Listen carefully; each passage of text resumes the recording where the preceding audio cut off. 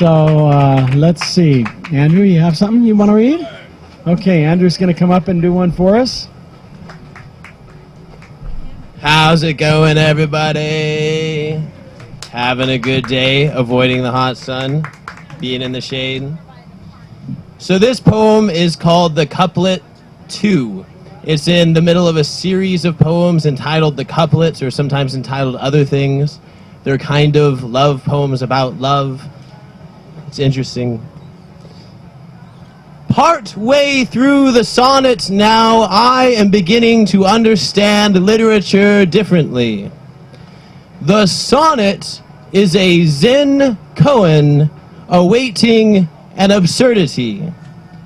But in Zen koans, absurdities produce awakening. The couplet is a punchline to a joke. We are meant to laugh at Shakespeare. Characters that follow bliss into abyss and in the kiss cease to exist, determined not to miss what they would miss had they not been attracted to and attended to this catalyst.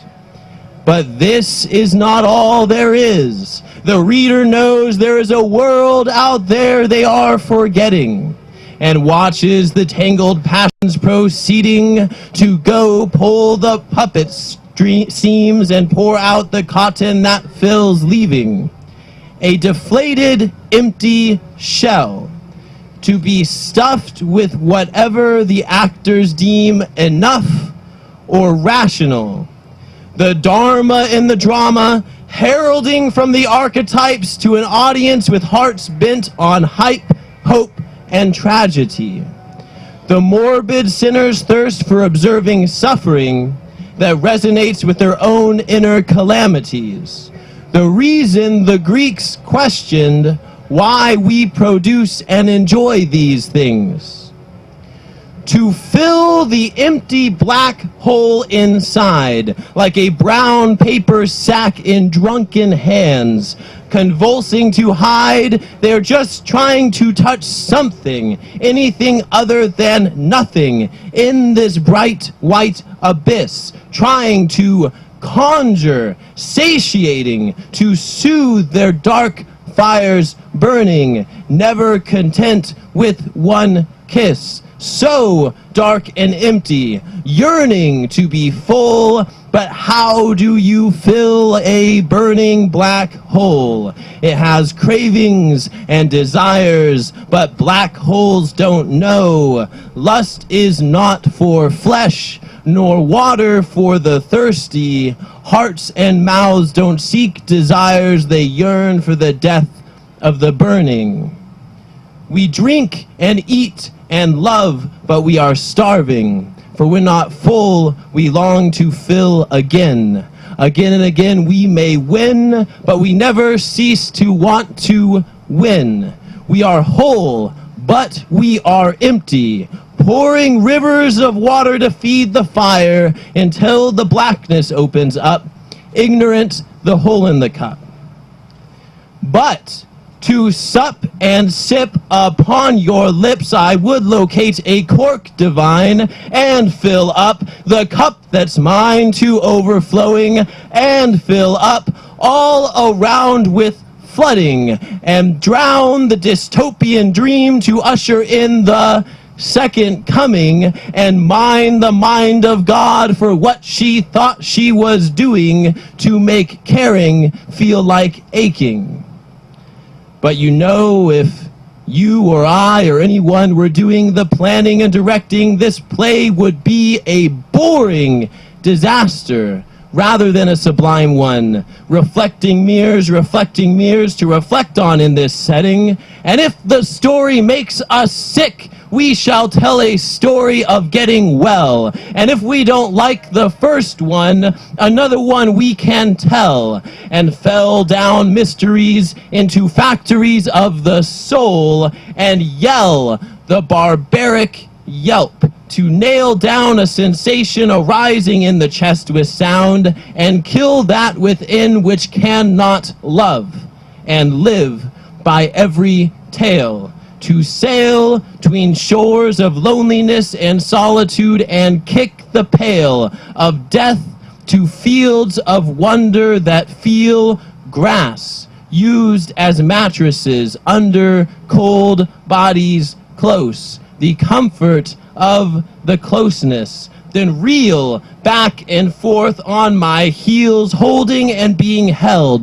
The night passed by as I was nodding off into your arms and waking up to perform my part, like Buddhist sand painting mandalas, and revel in the forms the details represent before they are dispersed all in one night and went back from whence they came. That presence of that talented organizing of sand grains, like moments, is only lent, then sent into the shores, and after thousands of years, mountains evolve from it. So do not wince at art mindfully destroyed. No matter how beautiful, beauty is not property. It may appear in thorns and prick and wilt, or bloom into gardens cultivated by hands and environment. So I ponder on what storms will water what seeds in the fallowed ground and sprout the next experience. When what the narrative is arguing toward, the meta-narrative, and what the allegory argues against, and what voices and lines are untold or unheard as of yet, and feedback from the audience. And if we get some say in plot, the plots are not conscripted to our thoughts. To choose is not to catch what is eternally uncaught and ungot, but to freely speak into the air the words that are dead, unfit by the units of time it takes to hit your ears, much less to tread the treacherous, and foster rhyme to let wordplay fondle the divine, play with the fire that consumes time, lines, yours, mine, to subsume and mime charades, placing hands over invisible outlines, an air of boxes we have confined ourselves into. When the thing about mimes is they can walk through walls anytime and dine as they choose to dine. In the script, there are so many lines, some specifics must be forgot. But the plot can be followed by remembering what river the details were flowing in.